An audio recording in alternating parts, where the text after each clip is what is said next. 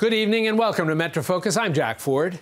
Guilty of corruption and conspiracy. That was the verdict handed down to former Nassau County Executive Ed Mangano and his wife Linda. But will this news bring an end to corruption in Nassau County? And in the wake of sentencing the Republican Mangano, which party will ultimately control Western Long Island? Joining us with some insight, the Executive Dean of the National Center of Suburban Studies at Hofstra University, Larry Levy. Larry, always good to have you here with us. Good to be here. We talked about the conviction. Let's look at the political implications, if you will. Because Nassau County, I think in many ways, folks will use the idea of corruption as a tagline or a punchline even for Nassau County. So my first question to you, I guess, is this. You study all of this. Is that legitimate, the notion of corruption running rampant historically in Nassau County? Historically, well, there have been cases through the years. You could go to New York City, you could go to other big suburbs and find examples of corruption. And occasionally the cases are so huge that they puncture the public consciousness, and there's actually repercussions in the voting booth. As far as the Mangano case is concerned, I think we've already seen those repercussions. Laura Curran became the first female county executive in history, first Democrat to hold the office in 8 years, partly on a revulsion, a rejection of the Republican Party, partly based on corruption. I don't think, though, in 2021, when she runs again, that corruption is going to be the main issue. She will either win or lose, rise or fall, based on what she's able to accomplish. It doesn't mean that we won't see a rogues gallery up on some ad where people are stamped guilty, guilty, guilty.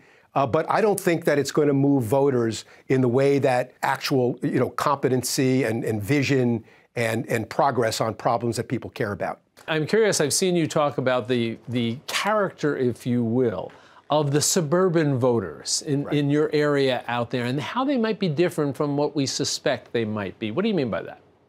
Well, there are rock-ribbed red Republican conservatives out on the island and in other suburban areas, and there are deep blue progressive liberals, but there's a preponderance of moderates.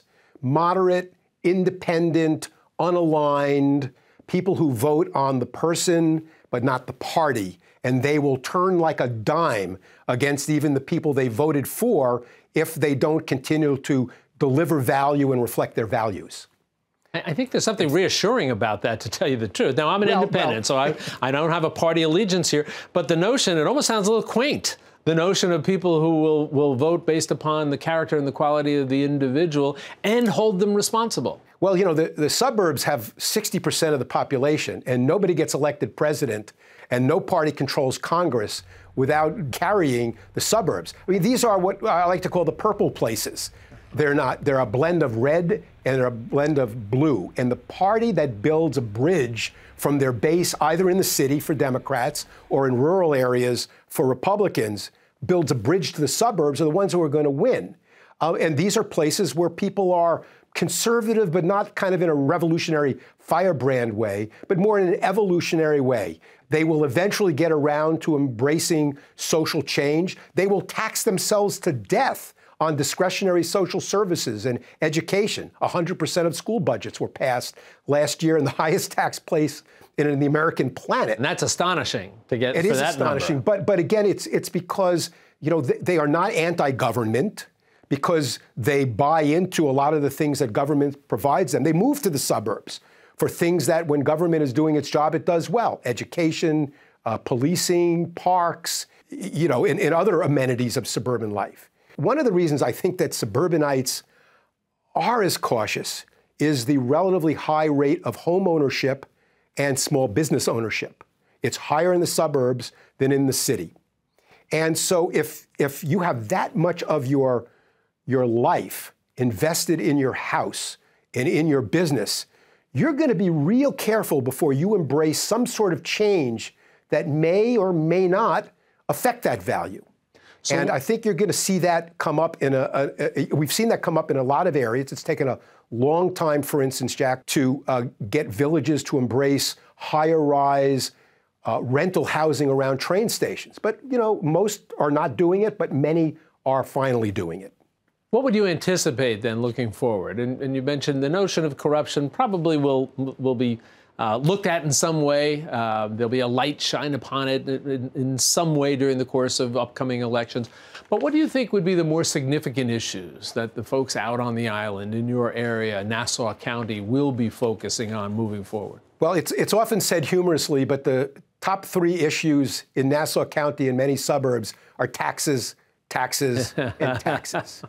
And anything that affects the tax bill will be a major issue. So, for example, Nassau County Executive Laura Curran, in her State of the County speech, talked about finally fixing a broken, as she used, a corrupted property tax assessment system.